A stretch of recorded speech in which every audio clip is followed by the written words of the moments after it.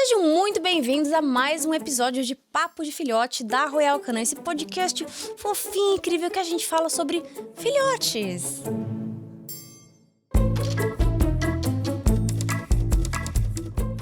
E hoje vamos falar sobre alimentação, esse momento tão importante na vida do filhote. Eu tô aqui apresentando, mas quem de verdade vai falar e vai dominar esse assunto é a doutora Letícia Tortola, a minha companheira de mesa. Lê, conta um pouquinho aí da sua especialização, de como é que você lida com toda essa parte de nutrição. Oi, Ju, mais uma vez, nós duas aqui. Muito bom nós juntas nesse podcast. Eu tô bem feliz compartilhar esses momentos. Bom, eu sou especialista em nutrição de cães e gatos, trabalho nesse assunto já faz mais de 15 anos. Espero que hoje a gente possa falar sobre o assunto que eu amo tanto. Chegou o momento de falar sobre nutrição. Hoje Lê vai arrasar. Estamos aqui com uma convidada, inclusive a Thaís Pelizari e o Ravioli, né? A Thaís, a tutora do Ravioli. Thaís, conta um pouquinho aí, vocês estão vendo o tamanho do Ravioli, né? O bichinho aqui um pequeno poneizinho aqui no estúdio. Ai, que gostoso. Que coisa linda. Conta aí, como é que foi essa história de vocês dois aí? Como é que isso aconteceu? Ai, a nossa história. A nossa história é recente, porque esse gigantesco ainda é um bebê, né? Ah, então, ele é um bebê. Ele é um bebezão. Entendi. Quantos meses ele tem? Ele tem 10 meses. Gente, ele é um bebê e tá desse tamanho. É um bebezinho. Né? A minha história foi, eu sempre tive vontade de ter uma raça gigante, né? Sempre tive vontade de ter um dog alemão mesmo. E no final do ano, a minha casa foi invadida, né? Eu fui roubada. E durante a visita dos policiais, perícia, enfim, eles comentaram que era porque a casa estava vazia, não tinha ninguém. Uhum. Se eu tivesse um cachorro fazendo algum tipo de barulho, não teria sido invadida. E aí veio foi no Réveillon, né? Então, no primeiro dia útil veio aquele baque de agora, o que eu vou fazer? Aí todo mundo ficou, né? Os familiares ficam, arruma um cachorro. Eu falei assim, vou ter que arrumar um cão de guarda. Aí pensei, meu sonho era ter um dog alemão. Você já gostava da raça? Já gostava da raça, e por que queria. Você gostava da raça? Quando eu era criança, a gente teve um mestiço de dog alemão, né? A gente não teve um puro, assim. Mas eu lembro que ele era muito grande. E era um cachorro super carinhoso. Uma raça, assim, deliciosa. E aí, eu fiquei com aquela vontade. Mas, com a correria do dia a dia, trabalho... Eu ficava, não vou ter um pet, porque eu moro sozinha. Quem vai cuidar, quem vai ficar com ele, quem vai dar atenção. Ainda mais um cachorro, que precisa de muita atenção, né? Eles são muito carentes. Então, eu fiquei naquela, não quero. Durante a pandemia, eu quase caí em tentação. Aí, durante a pandemia, eu quase peguei um bulldog inglês. Só que, por minha sorte, ou não sei, né? Durante o período que eu tive interesse, as fêmeas ainda estavam gestantes, né? Elas ainda... estavam prenhes, então os criadores falaram, no mínimo 60 dias para conseguir liberar algum filhote. Nisso, passou a vontade, voltou a rotina, a gente voltou a trabalhar presencial. Acabei voltando à vida corrida, deixei pra lá. E aí, com esse acontecido, fui tentar. Aí, sabe aquela história assim, muito era pra ser. Era pra ser.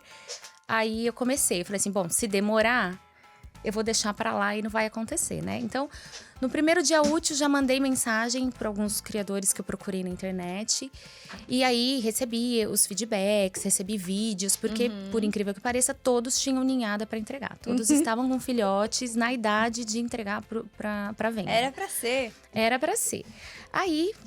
mais sorte ainda, achei um canil mais próximo da minha casa, né? Eu moro em Araraquara, interior de São Paulo. E achei um canil que eu pudesse visitar, porque ainda tinha aquela questão, assim, muitos anos sem pet. Eu nunca tive um pet meu, só pet da família. Aí eu ficava naquela, mas eu não tenho tempo. Será que eu vou gostar dele? Será que eu vou amar ele? Será que a gente vai se conectar naquele primeiro momento? Aí aquela coisa assim, o pet da família, você educa e alguém deseduca, né? Você tenta criar de um jeito, alguém vai lá e muda tudo que você tinha programado.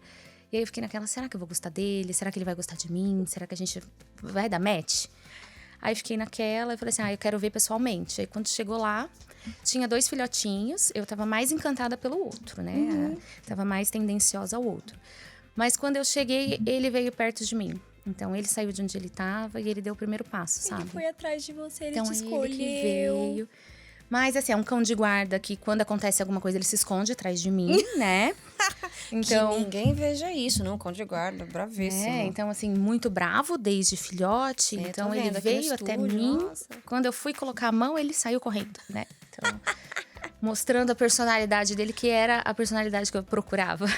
O importante é a cara de mal, a cara de bravo. Marrento. E você mencionou que ele tem 11 meses. Doutora, como é que um cachorro de 11 meses ainda vai crescer mais? Como é que funciona essa parte de crescimento? Principalmente do dog alemão, que é uma raça gigantesca, né? Então, Ju, você sabia que, dependendo do porte do cão, ele atinge a idade adulta em momento diferente?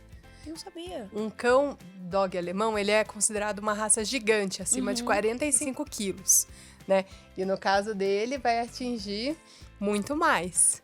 Quantos quilos ele tem hoje? Hoje ele tem 67. Ele tem 60. Ele tem o meu peso, gente. Eu sabia que ia crescer, mas essa daí é nova pra mim. Viu só que importante? Mas e aí, conta mais. E, por exemplo, né, o cão de raça gigante, ele tem 2 fases de crescimento principais. Então, até os 8 meses de idade, que ele estica, cresce bastante, tá? Depois ele vai crescer, mas não tanto. Pode ficar tranquila, Thaís. Só mais uns 40 quilos.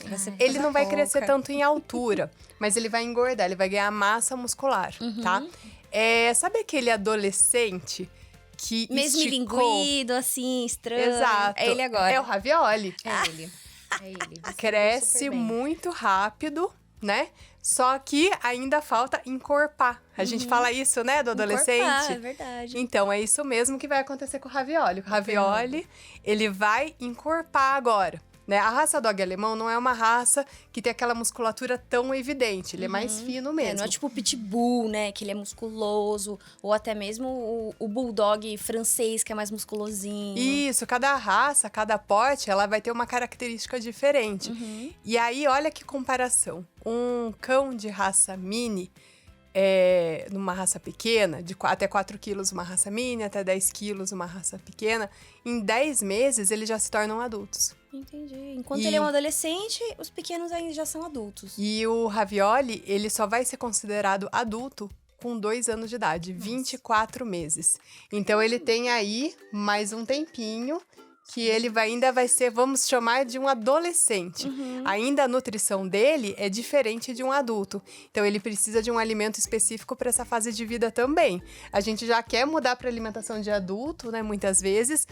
Mas no caso de cães de raça gigante, por exemplo, é somente ali depois dos 24 meses. Então, a partir de 40, o cão a partir de 45 quilos, ele já é considerado gigante e ele tem essas 2 fases de crescimento. Exatamente. Caramba, que interessante. O alimento que ele precisa ser dado agora é um alimento diferente de quando ele tinha até 8 meses de idade. Até 8 meses de idade, ele tinha um alimento com mais calorias, mais gordura, com uma proteína em quantidade específica, mas não tanto.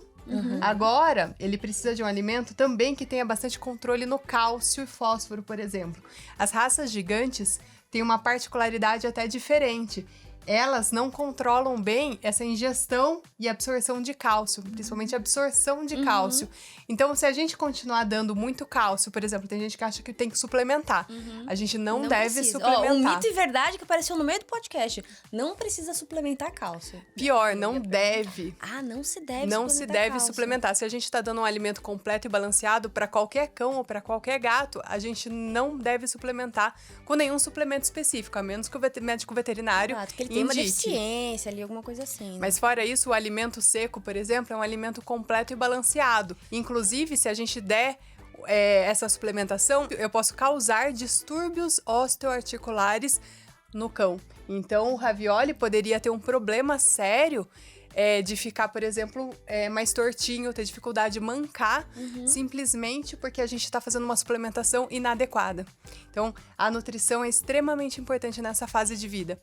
E ela vai influenciar ao longo da vida dele. Falando em alimentação, quantos quilos de alimento ele come por dia? O Ravioli come 1 quilo por dia. 1 quilo? Então o saco maior, aquele de 20 quilos, dura 20 dias pra ele. O que ele come, o saco é de 15 quilos, né? Então são 2 sacos por mês.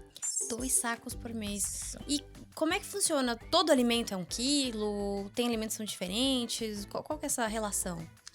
Quando a gente tem um alimento de alta qualidade, baseado em ciência, com pesquisas envolvidas, que eu tenho os nutrientes nas quantidades certas, precisas, para cada aporte, cada fase de desenvolvimento, eu vou ter uma quantidade certa, apesar de 1 quilo parecer muito, ele é muito concentrado, esse alimento. Então, um alimento pior é mais alimento e um alimento melhor é menos alimento. Exatamente. Então, você economiza. Quanto melhor um alimento, mais você economiza porque você precisa dar menos. Você dá menos, inclusive, porque vai ter uma taxa de absorção maior.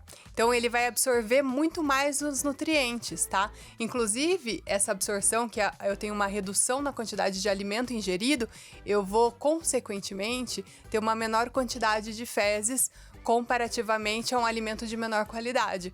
Então, é muito importante também cuidar dessa alimentação, para que seja um alimento não somente completo e balanceado, mas com uma qualidade excepcional que vai garantir, além dos nutrientes, uma melhor absorção.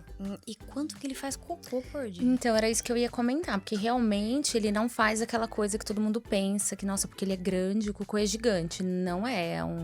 Se for pensar numa raça grande, igual um Golden, ele faz o cocô um pouquinho maior, mas não é aquela coisa absurda, não. E é bem concentradinho, assim, após as refeições. Hoje ele come 3 vezes por dia, então é mais ou menos ali no intervalo entre as refeições. Mas não é aquela coisa absurda, não. Você vê que é diferente da lembrança que eu tenho daquele que eu tinha em casa, que realmente era muito volumoso. Mas assim, eu acho que a ração não era da mesma qualidade. Né? Entendi. Então, quanto melhor o alimento, menos alimentos vai precisar dar e menor as fezes. É a sua vantagem. Inclusive, a gente falou um pouco das diferenças entre porte.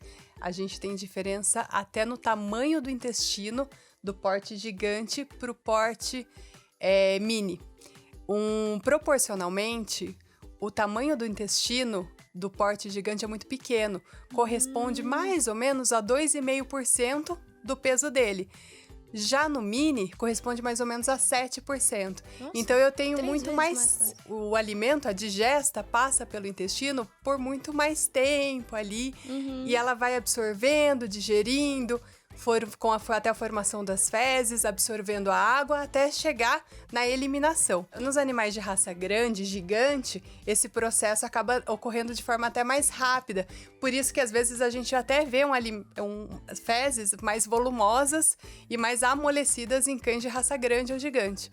Por isso, a nutrição para os animais de raça grande e gigante é tão importante quanto de mini. Às vezes, a gente tá muito preocupado com o cãozinho mini que tá ali com a gente. Do croquete. Que dorme com a gente, né? Que tá do nosso lado. Mas e o de raça grande e gigante? A gente precisa ter o mesmo cuidado na alimentação. E tem, viu? Dorme comigo, fica no sofá, é como se fosse um mini também. Ele acha que ele é um Lulu da Pomerânia, né? Exatamente. Ele tava passando aqui no estúdio, dando bundada em todo mundo, ele não tem noção do tamanho dele, assim. É muito engraçado cachorro de grande porte, eles acham que eles são ainda mais filhote, né? De grande porte. É sentar no colo, pula do nada na gente, derruba. Essa é a vida com ravioli. Mas é quando ele chegou na sua casa, porque o filhote do dog alemão, ele é um filhote grande. Tipo, ele tem o tamanho dos meus cachorros pequenos. Você olhou pra aquela bolinha e falou, como é que eu vou cuidar da alimentação desse bicho? O que você decidiu? Foi o veterinário que prescreveu? Já veio do canil comendo um alimento? Como é que foi isso? Ele veio do canil já com uma indicação, né? Então, ele era um bebezinho, né, de 2 meses, mas ele já pesava 17 quilos, ele já era muito grande, ele já era difícil de carregar, né? E aí a orientação, ela me deu um pouco do que ela usava de ração lá e explicou que aquela ração, ela podia ser umedecida, né? E não ficaria aquela coisa que a gente vê às vezes de molhar a ração e aí fica aquele grão estufado, aquela coisa horrorosa, né? Ela falou que era uma ração que poderia realmente umedecer pra virar mais ou menos uma papinha. E porque ele ia fazer uma transição, aí ele passaria pro alimento de filhote completamente seco, mas primeiro ele ia fazer aquela transição, né? E uma coisa bem interessante que a Thaís comentou é a parte da reidratação do croquete, né? O alimento seco, quando a gente faz a transição do leite materno para o alimento seco, ela tem que ser gradual, entre 2 a 4 semanas. Que no começo a gente vai introduzir o alimento seco, mas não, a gente introduz uma papinha para ele. A gente tem que colocar uma água morna, aproximadamente o dobro da quantidade de alimento, para mais ou menos na temperatura de 90 graus. E a gente deixa só por 20 minutos e ela vai hidratar. E é um produto que já faz isso. Exatamente. E aí depois eu só posso amassar com o garfo. Preciso conferir a temperatura, né? Sim, Igual, né? igual de nenê. E a mesma coisa com o neném, né? A gente não troca a alimentação do leite materno para ele ingerir, por exemplo, uma maçã, né? Ele não tá, ou um arroz, feijão, ele não tá preparado ainda, nem o intestino dele, o sistema digestório não tá preparado para receber esse alimento. Então a gente também tem que fazer essa transição gradual. Então a gente começa fazendo essa papinha e durante esse tempo, a cada semana a gente vai reduzindo a quantidade de água. Então se eu tinha colocado o dobro de água para a quantidade de alimento, depois eu coloco a mesma quantidade de água para a quantidade de alimento, aí ela só vai hidratar, depois eu reduzo mais, aí ele só fica um pouco mais molinho, até mais ou menos numa 4ª semana ali dessa transição, dá o alimento totalmente seco. Então o criador já ganhou pontos aqui, porque ele já explicou da maneira correta, né? Sim. E ela falou, né? Eu perguntei como que umedecia, ela falou que seria com água. Porque muita gente comenta, né? Coloca leite, um caldo de carne, alguma coisa do tipo. Mas ela falou que era só água mesmo. Ela explicou que ele poderia ter diarreia, alguma coisa do tipo, então... Até esse ponto é interessante, porque no nosso episódio anterior, que a gente tava com a doutora Liege, ela falou que as pessoas querem dar picanha, elas querem dar tempero. Elas falam, mas aqui ele quer. Ele não quer. O cachorro, se ele não comeu aquilo, ele não sente falta daquilo. Então, no alimento, tem tudo o que ele precisa. Não precisa dar mais nada em casa, não dá. Porque pode levar um quadro de diarreia, que era o que você falou. E nos últimos 2 episódios, a gente viu o quanto diarreia é uma coisa séria na vida do filhote. Então, assim, né? Deixa o alimento bonitinho, o veterinário recomendou na quantidade certa. Não tem erro. Já passei por esse desespero também. Ele foi num churrasco. Eu avisei as pessoas que não podia dar nada diferente do que ele já come. Mas não adiantou, né? As coisas caíram no chão e ele foi aspiradorzinho de pó. E me deu um pouco de trabalho depois. Ele ficou mal, ficou uns dias mal. Eu levei no veterinário, ele teve que fazer tratamento. Então foi bem perigoso. Então hoje eu controlo bastante, é só o que ele tá acostumado mesmo. Dica importante. Em churrasco, não dê nada pros animais da casa. Seja na sua, seja na dos outros. Não. Eu tenho uma história também de darem alimentos de churrasco, gordurinha de carne, linguiça pros meus cachorros. E os 3 foram parar no veterinário. Então, assim, olha o rombo e o desespero, né? Porque você vê todo mundo passando mal, o que tá acontecendo? Tá todo mundo doente, uma infecção. Não, era só churrasco que a galera ficava só fazendo assim. Então, por favor, você é bonitinho, mas não dá. Não dá. No churrasco, deixa o cachorrinho lá, ele come o alimento dele, você come o seu. E tá os 2 felizes. Muita gente acha, Ju, que a gente pode dar os mesmos alimentos nossos para os cães ou para os gatos. Só que as enzimas que eles produzem são diferentes, as bactérias no intestino são diferentes, o trato digestório como um todo é diferente. Então é outra espécie, né? Então a gente tem que saber esses limites, saber essas diferenças, e é por isso que o alimento completo, balanceado, né, ele vai ter exatamente o que precisa e ele vai minimizar, aliás, ele vai tirar, né, esses riscos que a gente sabe, né, pelas experiências de vocês, o que pode besteira, acontecer. Mas não é mesmo. Não é. Uma coisa que o Plínio e a Polenta piram, assim, eles sentem cheiro de longe, é sachê de alimento úmido. Dá pra dar sempre, não dá pra dar só ele, tem que misturar. Eu nunca sei direito como é que eu uso o sachê. Eu uso assim de tipo, tá bom, toma, você merece. Quando eu vou usar também assim, eu não uso sempre, eu não sei, assim, se é legal fazer com frequência, quando eu uso é um agrado. O alimento úmido, né, que ele tem mais ou menos 80% de água, e é um alimento que é super importante. E ele pode ser, sim, completo e balanceado. A gente tem muitos alimentos úmidos, que é aqueles que vêm em sachê e lata, que são completos e balanceados. E você pode dar todo dia como parte da alimentação. A gente tem que olhar para ver se não está escrito que ele não é completo. Ele tá bem escrito que ele é específico, quando ele é só para um agrado.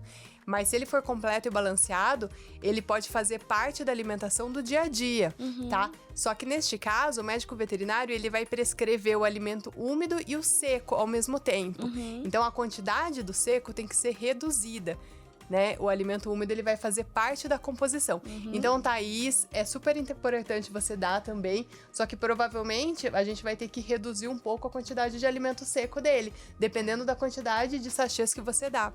E é uma dica importante também para gatos, É isso Ju. que eu ia perguntar. E o gatinho, onde é que entra nisso? O gatinho também pode? O gatinho também, e inclusive ajuda na saúde do trato urinário dele, porque os gatos normalmente não bebem tanta água. E o alimento úmido é uma fonte indireta de hidratação, tá? Sim, porque você falou 80% de água, então mais uma fonte de que o gatinho pode tomar água, né? Porque a gente estava até falando no outro podcast, que se às vezes você deixa... O gato, ele é meio preguiçoso pra tomar água, né? Ele ali, se deixa no... Você mora na casa de 2 andares, deixa a aguinha embaixo, o gato fica demais em cima, ele às vezes não desce, não toma. Então, muito importante sempre achar formas novas do gatinho tomar água, né? Exato, e aí eu convidando o pessoal a assistir ou ouvir com a gente o podcast Papo de Gato, né, da Royal Canin, que também tá falando bastante dessa parte de hidratação e da necessidade do alimento úmido como parte da alimentação e da hidratação para ajudar na saúde do trato urinário, da saúde urinária dos gatos. Então, tanto para cães quanto para gatos, ele pode ser dado, ele faz parte da alimentação e para gatos ele tem até mais vantagens. Thais, quando você chegou aqui, eu vi e falei, cara, a menina trouxe um pônei aqui. Ele é gigantesco, assim. O que as pessoas... Gente, ele é muito grande mesmo, vocês não têm noção. Assim, não sei se dá pra ter uma ideia no vídeo, mas pensa que ele tem quase 70 quilos. Então, e ele sobe no ombro dela, ele fica mais alto que ela. O que as pessoas falam quando elas te encontram no meio da rua? As pessoas primeiro olham e falam assim, meu Deus, é um cachorro? Olha isso, olha o tamanho. E aí vão se aproximando, porque ele é realmente muito dócil, ele socializa muito bem. E aí o primeiro comentário é sempre, nossa, que pelo maravilhoso. Nossa, o pelo dele é, que sério, pelo brilhante. Eu queria que meu cabelo ficasse assim. Tipo, eu também fico pensando nisso, o que eu passo pra ficar desse jeito? Porque é muito brilhante, realmente, ele tem um pelo bonito. E o que não é porque é meu, não. Que tipo de nutriente? Não, mas é verdade, toque de prova, o pelo dele é maravilhoso. Que tipo de nutriente que deixa o pelo bonito? Que nutrientes que eles precisam agora, né? O filhotão de 11 meses. Aí.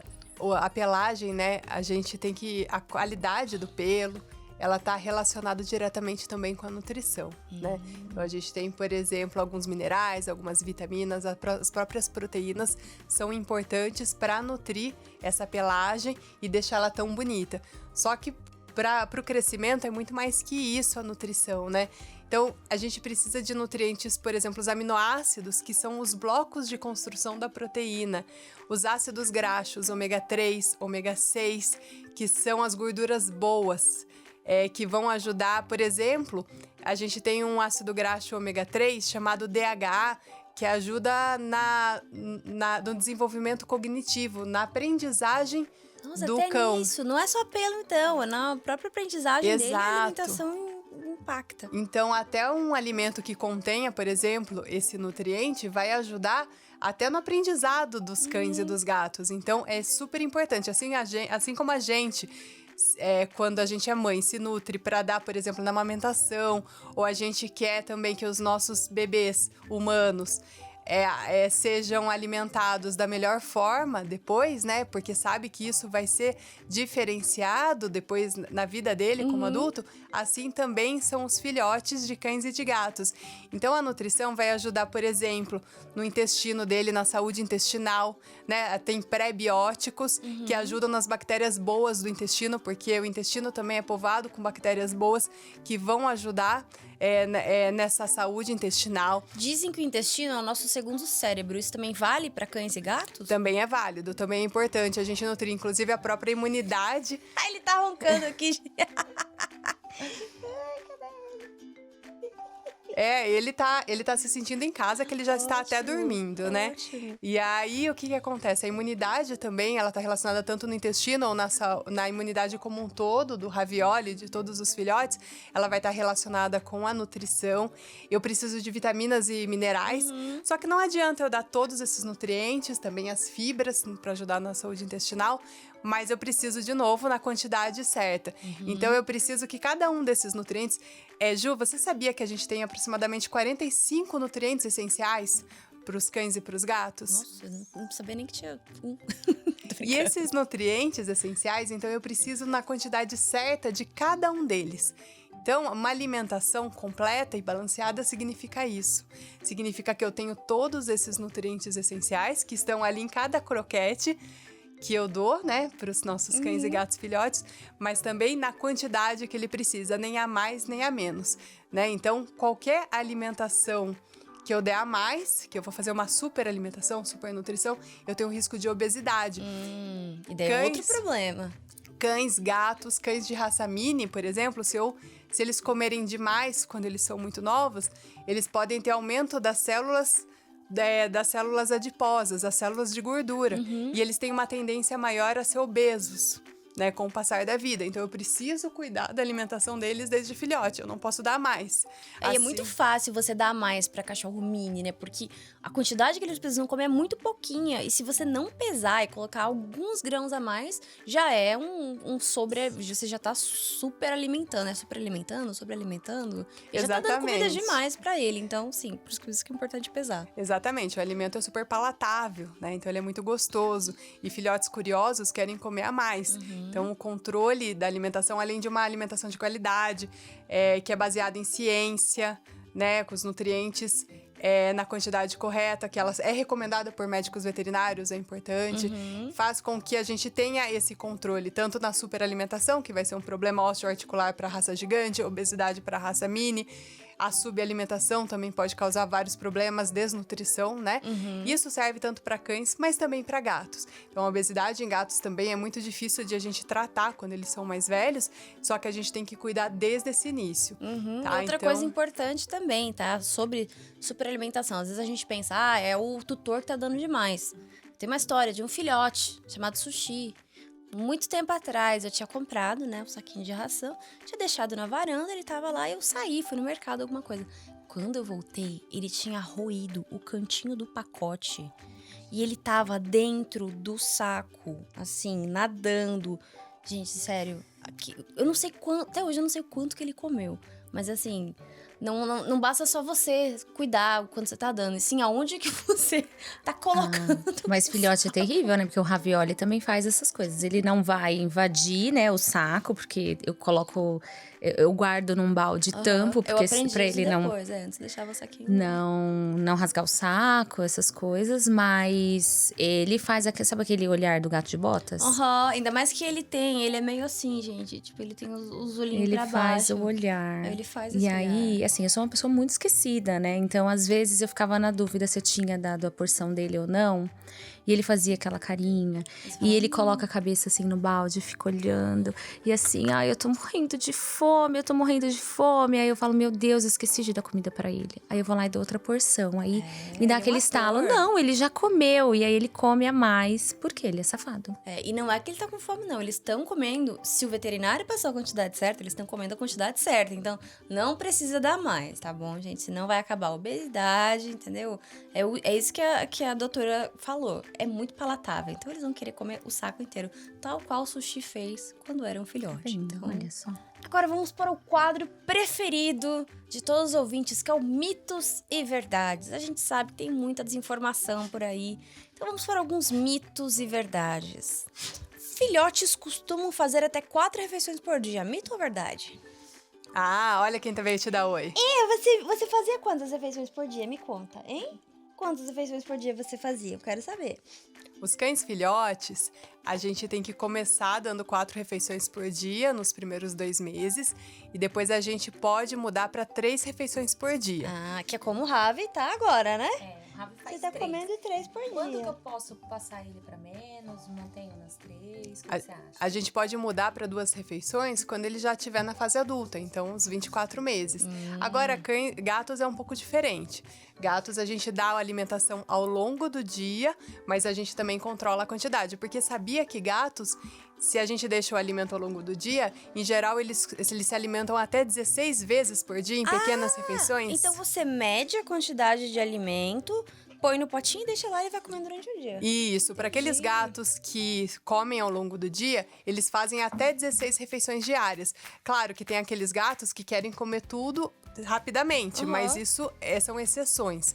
Para esses gatos, sim, eu vou ter que dar 4 vezes ao dia. Mas, em geral, o gato, ele faz pequenas porções. Ele vai lá, pega 2, 3 croquetes e ele volta para dormir, ou para se lamber, ou para fazer as atividades dele. Pra ser um gato, né? Exatamente. E aí, então, a gente tem que fazer isso. Essa é a diferença. Agora, cão, sim, quantidade controlada também, só que a gente faz ali 3 refeições por dia.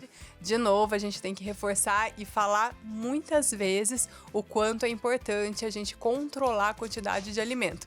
A gente sabe o quanto eles querem comer sempre, o quanto eles vêm pedir pra gente alimento, tanto o cão quanto o gato. Quanto eles fazem carinha, de pidão. Mas vamos controlar a alimentação deles, né? Pra gente cuidar da saúde e do bem-estar deles ao longo da vida. Eu entendo, porque se dependesse de mim, eu iria comer rodízio japonês no almoço, no jantar e no café da manhã todos os dias. Então, assim, eu entendo. Tem que controlar mesmo. Então. Outro mito. Armazenamento dos alimentos influencia na qualidade? É uma verdade. Influencia e muito. A gente, às vezes, pega o alimento e ele já tá numa embalagem própria, né? Que já foi desenvolvida para a conservação desse alimento, né? O alimento seco. Aí vai a gente, tira e coloca numa vasilha num pacote transparente, por exemplo. Tá totalmente errado. Eu não posso ter incidência de luz. Eu preciso manter na embalagem original. Eu posso colocar em outro pote para ele não furar o pote, né? O saco de alimento. É, né? Eu tenho experiência com isso. Exatamente. Então, mas a gente mantém na embalagem original e coloca em outro pote. E sabe uma coisa interessante? Muita gente coloca na lavanderia, perto de produtos de limpeza, esse alimento seco. Aí o que vai acontecer? Ele pode pegar esse cheiro, esse odor desses produtos de limpeza. Então a gente precisa tomar cuidado também para que isso não aconteça, porque os cães e os gatos, eles têm um olfato muito apurado, muito mais apurado que o nosso.